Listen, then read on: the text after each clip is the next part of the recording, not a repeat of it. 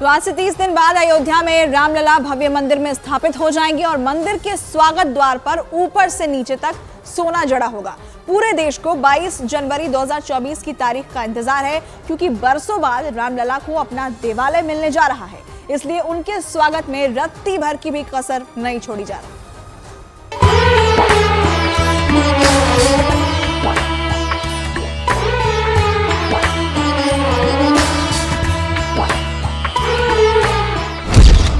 22 जनवरी 2024 को अयोध्या में सोने से जड़े 14 द्वार खुलेंगे।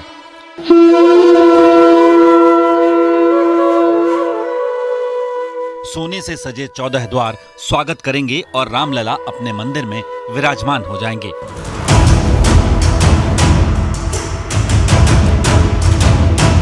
राम मंदिर के गर्भगृह से लेकर भूतल तक लगे 14 दरवाजे सोने में नहलाए जा रहे हैं।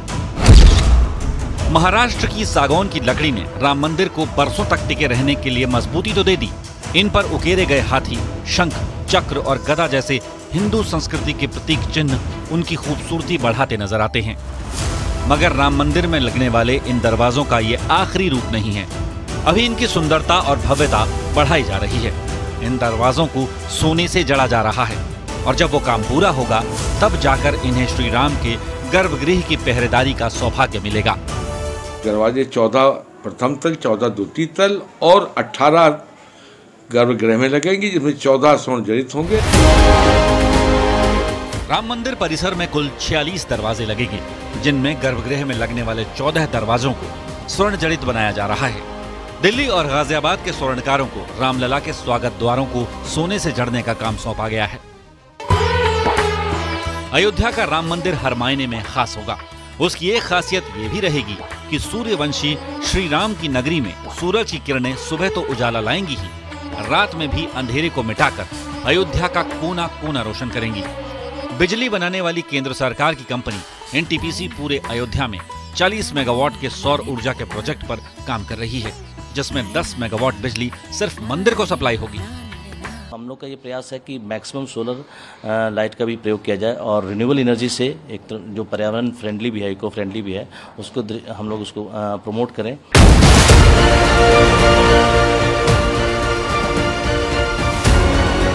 मंदिर में रामलला की प्राण प्रतिष्ठा में अब बस 33 दिन बचे हैं। ऐसे में 3 साल से चल रहे मंदिर निर्माण के काम को आखिरी रूप देने का काम बिजली की रफ्तार पकड़ चुका है, क्योंकि 22 जनवरी 2024 को अयोध्या में त्रेता युग के बाद अब तक की सबसे बड़ी दीपावली मनाई जाने वाली है।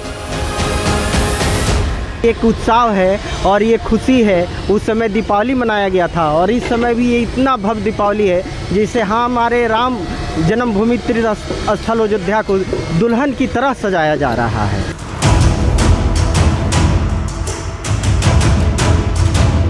राम मंदिर में सिर्फ भव्यता का ही ध्यान नहीं रखा गया है, बल्कि वहां पहुंचने वाले श्रद्धालुओं की सुविधा पर भी जोर दिया गया है।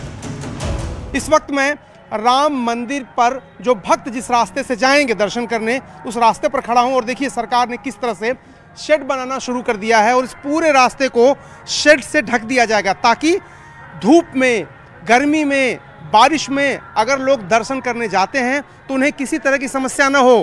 पहले ऐसा होता था कि एक ही के पीछे एक लोग जाते थे, गर्मी और धूप से बचने का कोई उपाय नहीं था। प्रभु श्री राम स्वयं टेंट में थे उस वक्त।